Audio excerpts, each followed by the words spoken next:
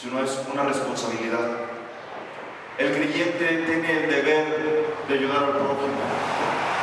Es el ejemplo del verdadero prójimo, el creyente. Cuando el creyente ha conocido al Señor, su respuesta hacia la necesidad de otros debe ser la disposición de querer ayudar, no por las posibilidades o la capacidad que tenga, hablando material o físicamente, sino con la disposición y la posibilidad que Dios ha puesto en sus manos. Este primer punto tiene que ver con la necesidad de la sociedad, hermanos. Este primer punto tiene que ver como nosotros, y la palabra lo dice, que somos la luz del mundo, y cuando Jesús hablaba con estos hombres, les hacía la pregunta y les hacía ver que no tiene que ver el aspecto religioso, no tiene que ver el aspecto de la posición que ocupen socialmente o moralistamente, porque tal vez usted puede tener alguna experiencia, pero podemos encontrarnos con muchos líderes de opinión religiosa o líderes religiosos o con personas de alto nivel moral o de alta educación, pero al momento de la necesidad no se acuerdan del necesitado. Al momento de la necesidad no están cerca o no van y levantan al caído, sino que simplemente pasan adelante. La vida del creyente debe estar direccionada para ayudar al que necesita en el Señor. La vida del creyente debe estar considerada que no se trata acerca de uno mismo, sino que se trata acerca de alguien más. Jesucristo mismo lo demostró en su vida. Cuando Él vino al mundo a morir por nuestros pecados, Él dijo al Padre: no se haga mi voluntad, sino hágase la tuya, haciendo una referencia clara de que Él no esperaba hacer lo que Él quisiera. Él entendía claramente el ministerio que el Padre le había encomendado, y su ministerio no tenía que ver con sus deseos, con sus pasiones o con lo que no le gustara o le agradara. Hablando de los términos terrenales, Jesucristo no vivió para sus deseos de humano, vivió para la voluntad de Dios, vivió para la voluntad del Padre. Y cuando consideramos a Jesucristo como el mayor ejemplo, tal vez usted dirá: será imposible llegar a ser como Él.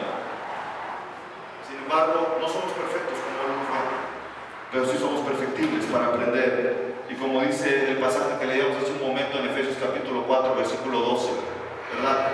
Dice: para que todos lleguemos a la estatura de la plenitud del varón perfecto.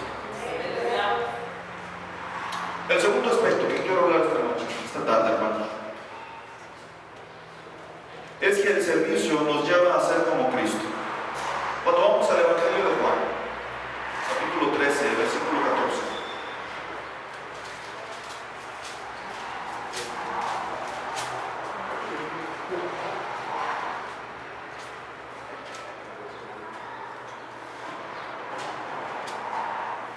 Está Jesucristo despidiéndose de sus discípulos. Ya está cerca de llegar a la cruz, y Jesucristo está lavando los pies de sus discípulos, y en ese momento les da una de las lecciones más grandes. Les lava los pies. ¿Qué dice el Evangelio de Juan capítulo 13, versículo 14? Pues si yo, el Señor y el Maestro, he lavado vuestros pies, vosotros también debéis lavar los pies los unos a los otros. Ahora, entre los 12 principios básicos de la iglesia que nosotros tenemos, aparece el lavamiento de los pies. Bueno, es uno que debe aparecer, y las asambleas de Dios lo ha dejado como a criterio de cada pastor. El lavamiento de pies, hermanos, tiene que ver con el servicio. Recuerdo un día una experiencia que me platicaron, yo no estuve presente. Dicen que fueron a un viaje misionero, americanos, a Cuba. Y cuando fueron al viaje misionero, el pastor que lo recibió era un pastor con muchas almas que le respaldaban como miembros de su iglesia. Era un pastor muy entonces, para cualquiera de los misioneros, este pastor era alguien pues muy especial y de mucho respeto. Pero el culto de despedida que hicieron para despedir a estos misioneros que salieron de camino de regreso, practicar el lavamiento de los pies. ¿Quién cree que le lavó los pies a los misioneros? El pastor. ¿Y qué cree que pasó? Los misioneros no se querían dejar. Algunos les olían los pies, porque otros tenían panetes, porque otros tenían ojos de pescado, otros porque ¿cómo el pastor a lavarme los pies a mí? Y es una simbología muy fuerte el lavamiento de los pies, porque habla de humildad a los unos, no de autohumillarse, sino de humildad a los unos. Y cuando habla de humildad, tiene claramente el aspecto del servicio. Y me gusta cuando Román nos dice, haciendo una referencia a los salmos, cuán hermosos son los pies de los que anuncian la paz, de los que traen las buenas nuevas de salvación. Y cuando hay unos pies que anuncian la paz y las buenas nuevas de salvación, ¿qué es lo menos que podemos hacer? El lavamiento de los pies, el servicio a los siervos. A mí me gustaría un día lavarme los pies. ¿Me dejaría? ¿No me dejaría lavarle los pies? Sáquenlos. ¿Cómo se llaman? Videos. Las palanganas, pues.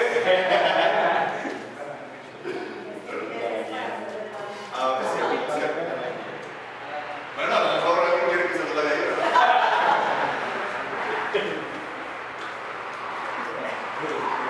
Jesucristo dio el ejemplo más grande, hermanos. Pero no solamente es algo de una práctica para tratar de apantallar a alguien y decirle, mira, yo soy bien cristiano, mira lo que yo hago. Jesucristo le está diciendo, así debéis tratarse ustedes, así deben tratarse unos con otros, así deben contenerse ustedes para considerarse uno mayor que el otro.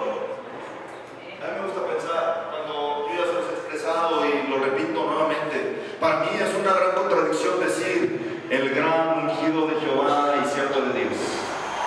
Si es siervo, entonces no es el gran, simplemente es siervo. El grande siervo de Dios. Bueno, hay cosas que Dios le ha permitido a algunos, el respaldo espiritual, la unción de parte de Dios, pero somos siervos solamente. Y entonces cuando hablamos de este pasaje del capítulo 13, versículo 14, Jesucristo les está diciendo, tenemos que servirnos unos a otros, tenemos que apoyarnos unos a otros. Y les dice, si quieres hacerlo. No, les dice, debéis hacerlo. Y más allá de que sea un mandato de Jesucristo que te lave los pies, le lave los pies a tu hermano, yo considero que tiene que ver más con el principio de humildad y de servicio, que debe servir.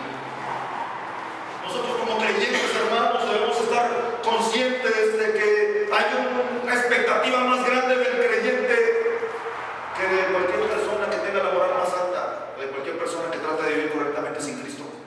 Es decir, los de afuera hasta tienen refranes. ¿Usted ha escuchado ese refrán que dice que el que no vive para servir, no sirve para vivir? Es un refrán enteramente moral que nos hace ver que la gente ha entendido sin Cristo que es necesario servir al prójimo. Ahora, nosotros como hijos de Dios, ¿qué se debe esperar de nosotros? Creo que la tabulación está más alta, ¿no creen? Que nosotros debemos conducirnos en amor, que considero no solamente que tiene que ver el servicio, sino que el servicio tiene que estar demostrando el amor de Dios en nosotros. Cuando encontramos en Juan capítulo 21, versículo 16, Jesucristo volvió a decir la segunda vez, Simón, hijo de Jonás, se les apareció y le dice, Simón, le dice a Pedro, hijo de Jonás, ¿me amas? Y Pedro le respondió, sí, Señor, tú sabes que te amo. Y entonces, ¿qué le dijo? Pastorea mis ovejas. Haciendo una referencia Jesucristo de que el amor por Él tiene que ser interpretado en servicio.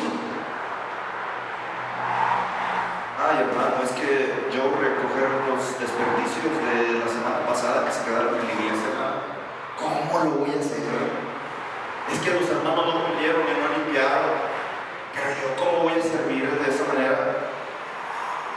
Hermanos, necesitamos a alguien que nos ayude con el aseo. Ay, hermanos, que todo lo que quiera menos el trapeador, hermanos, que siempre huele a húmedo, ¿verdad? Hermano, todo lo que quiera, hermano, pero no me pongan a cuidar a los niños, hermano, porque, híjoles, hombres, son bien tremendos. Jesucristo hace una referencia bien clara. Él le dice a Pedro: si realmente me amas, pastorearás mis ovejas. No solamente tenemos que cuidar el aspecto de servir a nuestros hermanos, que es algo que se espera de nosotros, sino también tenemos que servir a los de afuera. Ahora, hay personas que se han descuidado y tratan de servir mucho afuera, cuando dentro de la iglesia no pueden tolerar a su hermano. ¿Está de acuerdo conmigo? Tenemos que entregarnos en amor. Tenemos que perdonar si hemos recibido alguna falta. No solamente porque el Señor nos manda eso, sino que ahí encontramos la libertad a nuestro espíritu. Cuando encontramos en Gálatas capítulo 5,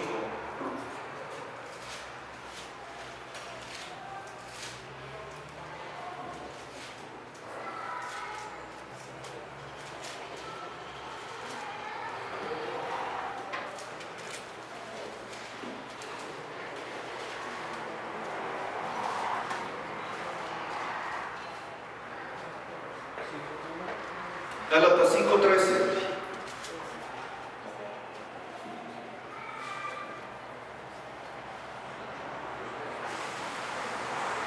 Porque vosotros, hermanos,